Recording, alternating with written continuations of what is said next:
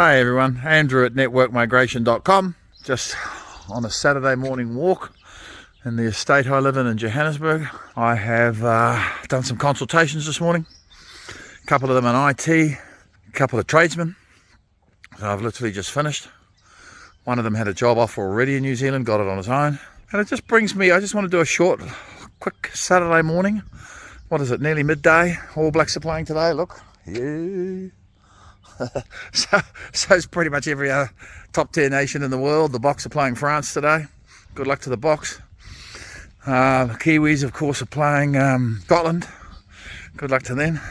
But listen, you might, I think I've talked about this before, but you might just want to consider, because New Zealand economy is on the turn, and strongly on the turn, I believe, and I've just been there. You know, 2 of my team members were there in August. I've been there in the last month. My New Zealand team, well, let me give you an example.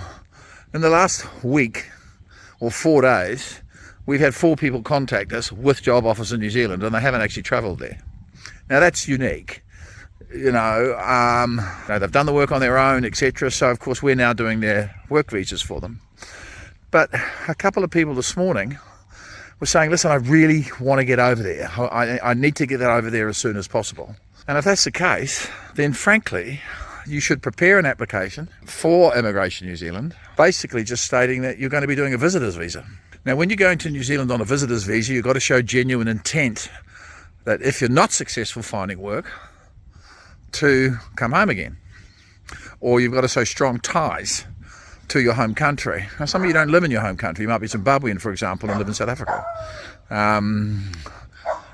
So in a situation like that, it's slightly more complicated, not impossible at all, but you need to understand that you are allowed to fly to New Zealand to look for work. And of course, once there, it normally would take an average of 3 weeks, maximum 6, to finalise your job offer.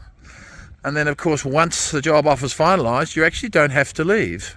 You're allowed to stay there while the visa is being processed, because it's really quite fast. So if you want information on that, email me at andrew@networkmigration.com.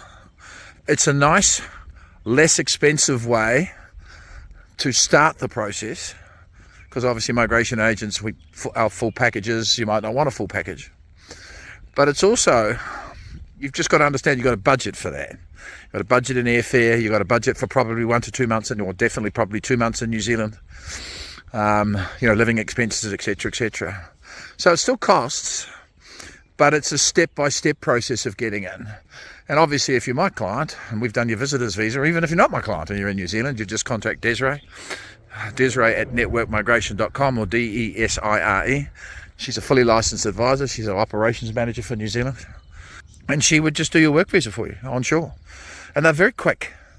As I say, they can take anywhere from 2 days to 6 weeks once you've got the job offer. We work with the companies that employ you, because remember, it's got to be an accredited company. They've got to be able to supply you with a job token. So we work with the companies to help you assist with that. But it's just a short little blog just to talk about, think about a visitor's visa as a stepping stone to get in. It could be just a great way to start the process off and being able to budget for it. So stay safe, everybody. If you need me, Andrew at networkmigration.com. Have a great weekend.